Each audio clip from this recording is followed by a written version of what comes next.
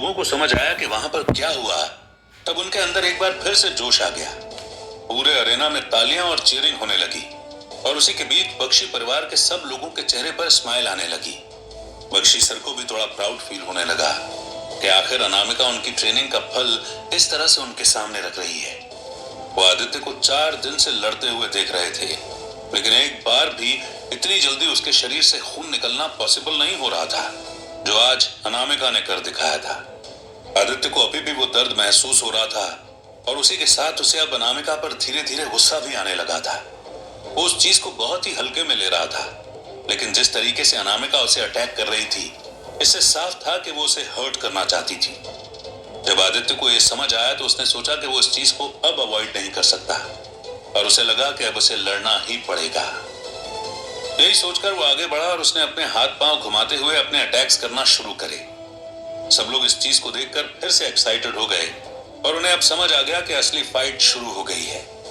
वहीं स्टेज पर लगातार आदित्य अपने अटैक कर रहा था और अनामिका या तो उसके अटैक्स का उसी तरह से जवाब दे रही थी या फिर उन्हें आराम से डॉज या ब्लॉक कर रही थी। दोनों की ही फाइट धीरे धीरे करके इंटेंस हो रही थी और इसका मजा बस लोगों को आ रहा था। वो कभी आदित्य को अनामिका पर हमला करते हुए देख रहे थे तो कभी अनामिका को आदित्य पर चाकू चलाता हुआ। जब जब चाकू आदित्य के शरीर से टच हो रहा था तब तब उसे खरोंच महसूस हो रही थी और उसे उस पर गुस्सा आ रहा था। वो बहुत बार अनामिका के हाथ से उसे छुड़ाने की कोशिश कर चुका था, पर किसी भी टाइम पर वो सक्सेसफुल नहीं हो पाया था। उसे समझ आ रहा था कि अनामिका को इस चीज की बहुत ज्यादा अच्छे से ट्रेनिंग मिली हुई है और ऐसा कर पाना मुश्किल है। फिर अनामिका ने फाइट के बीच में ही स्लाइड करते हुए दूसरा चाकू वापस से स्टेज से उठा लिया। जब उसके हाथ में दोनों चाकू वापस आ गए थे तो आदित्य के लिए लड़ना फिर से मुश्किल की बात हो गई थी। अगर वो एक पर कंसंट्रेट करता तो अनामिका उस पर दूसरे से हमला कर देती और अगर वो दूसरे को स्लाइड करने की कोशिश करता तो अनामिका इतनी देर में उसे किक मार देती। इस टेक्निक की वजह से ही आदित्य बहुत ज्यादा कंफ्यूज होकर मार खा रहा था और कहीं ना कहीं उसे अपनी एनर्जी कम होती हुई महसूस हो रही थी। उसे समझ आ रहा था कि उसकी एनर्जी कम होने का एक रीजन ये भी है कि उसे अपने आप पर और अनामिका पर एक साथ गुस्सा आ रहा था। वो अपने आप पर गुस्सा इसलिए कर रहा था क्योंकि उसे न चाहते हुए भी इस फाइट में पार्टिसिपेट करना पड़ रहा था और उसे अनामिका पर गुस्सा इसलिए आ रहा था क्योंकि अनामिका बिना उसकी बात सुने ही बस उस पर लगातार हमला किए जा रही थी और एक पल भी रुकने का नाम नहीं ले रही थी। यही बातें उसके मन में चल रही थी और इसी बीच अनामिका ने एक जोर की किक आदित्य के चेस्ट पर मारी। उस किक की वजह से वो थोड़ा पीछे धक्का खा गया। तब उसने सोचा कि उसे अपने गुस्से को कंट्रोल करना पड़ेगा, वरना अगर वो इसी तरह से डिस्ट्रैक्टेड रहा तो अनामिका उसे हरा देगी। और तब उसने आंखें बंद करके अपने मन को शांत किया। उसके बाद वो फिर से लड़ने को तैयार हो गया।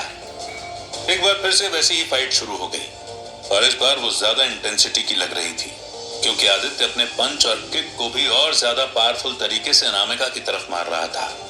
कुछ को तो वो डॉज या ब्लॉक कर पा रही थी, लेकिन ज्यादातर उसे लग रहे थे।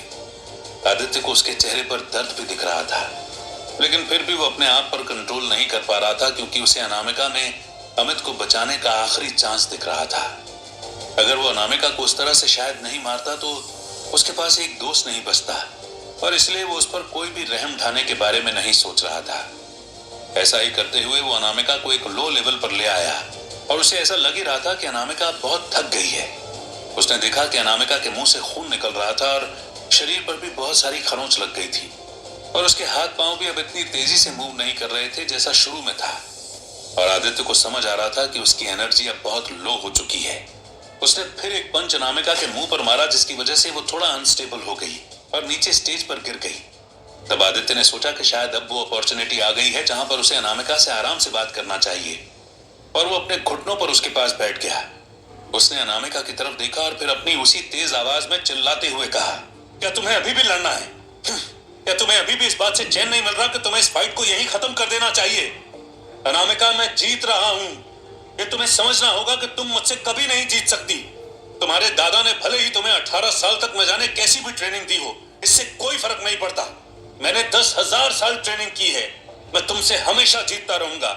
तुम चाहे अपना कितना भी गुस्सा मुझे बता लो, लेकिन उसका कोई मतलब नहीं निकलेगा अनामिका। ये फाइट कहीं पर नहीं जा रही है। तुम इस बात को समझ जाओ। मुझे पता है कि तुम्हें मुझसे नहीं लड़ना, लेकिन तुम बस कोशिश कर रही हो, पर कोशिश करने का कोई भी मतलब नहीं है अनामिका। तुम समझती क्यों नहीं हो? जो होना था वो हो गया है। अब बस तुम अपने आप को थका रही हो, उससे ज्यादा कुछ नहीं। देखो, इस चीज को खत्म करो अनामिका। मुझे अपना हाथ दो और सबको बता दो कि तुम अब नहीं लड़ना चाहती, क्योंकि मैं भी तुमसे अब और ज्यादा नहीं लड़ना चाहता। आदित्य ने इतना कहकर अपना हाथ अनामिका की तरफ एक्सटेंड किया और वो इंतजार करने लगा कि अनामिका उसका हाथ पकड़े। सब लोग भी बस इसी चीज को देख रहे थे और स्पेकुलेट कर रहे थे कि अब अनामिका क्या डिसीजन लेगी। वहीं पर बख्शी सर को भी इस चीज से हैरानी हो रही थी और थोड़ा सा डर भी लग रहा था, क्योंकि वो चाह रहे थे कि अब अनामिका सबमिट कर दे और उस चीज को यहीं खत्म करे। सभी ऐसे ही इंतजार कर रहे थे कि तभी सबने देखा कि अनामिका ने थोड़ी मूवमेंट करके आदित्य की तरफ अपना हाथ बढ़ाया। आदित्य ने भी स्माइल करके जैसे ही उसका हाथ पकड़कर उसे उठाया, अनामिका ने दूसरे हाथ से एक चाकू घुमाते हुए आदित्य के चेस्ट में घुसा दिया, जहां से खून की धारा निकलने लगी। आदित्य उस चीज को देखकर बहुत हैरान था और तब उसने देखा कि अनामिका के चेहरे पर बहुत ही ज्यादा गुस्सा है और वो उस चाकू को धक्का दिए जा रही है। वो चाकू अब ऑलमोस्ट आदित्य के चेस्ट के बहुत ही अंदर घुस गया था और आदित्य को बहुत ही दर्द फील हो रहा था। तब अनामिका ने गुस्से से उसकी तरफ देखा और वो उसके चेस्ट पर लगातार पंच मारते हुए उसे पीछे धक्का देने लगी। धीरे धीरे करके आदित्य पीछे जा रहा था और उसे जैसे अपनी बॉडी पर कुछ कंट्रोल नहीं था।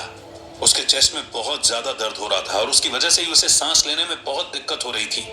उसकी आंखें भी चौड़ी हो गई थी और उसे विश्वास नहीं हो रहा था कि अनामिका ने उसके साथ ऐसी चीज की है।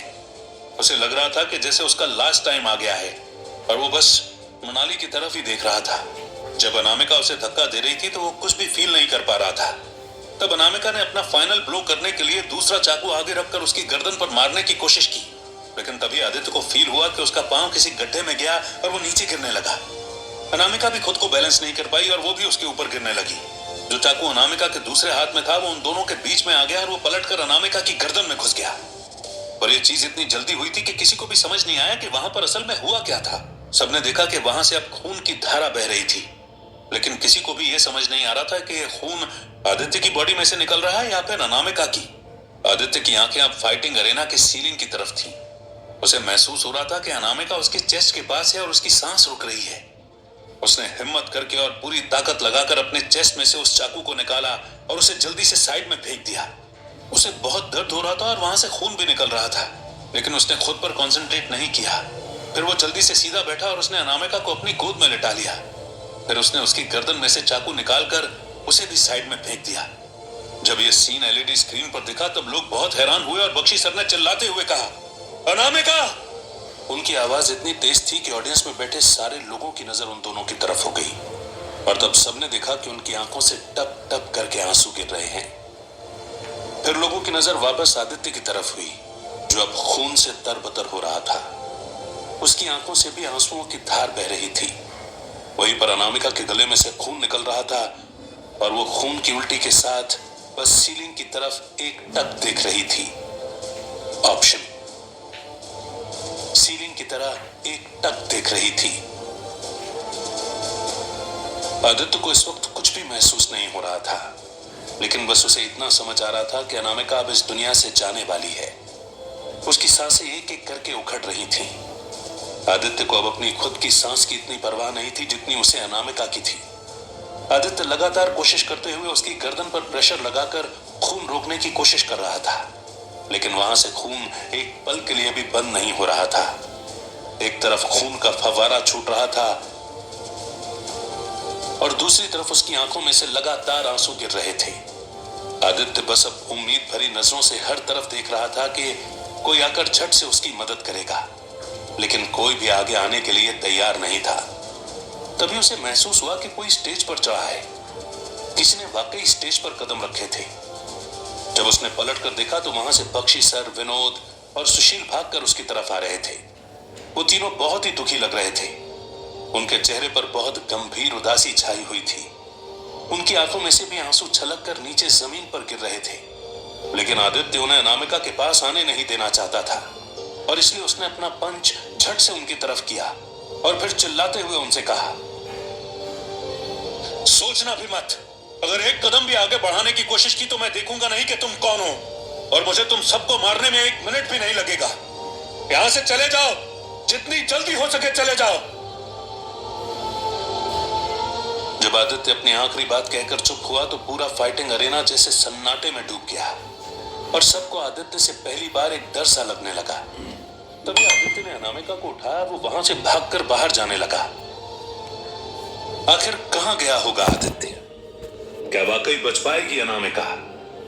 कौन सी करवट ले बैठेगी जिंदगी? जानने के लिए सुनते रहिए pocket FM. Thanks for hearing. Thank you very much of my next episode.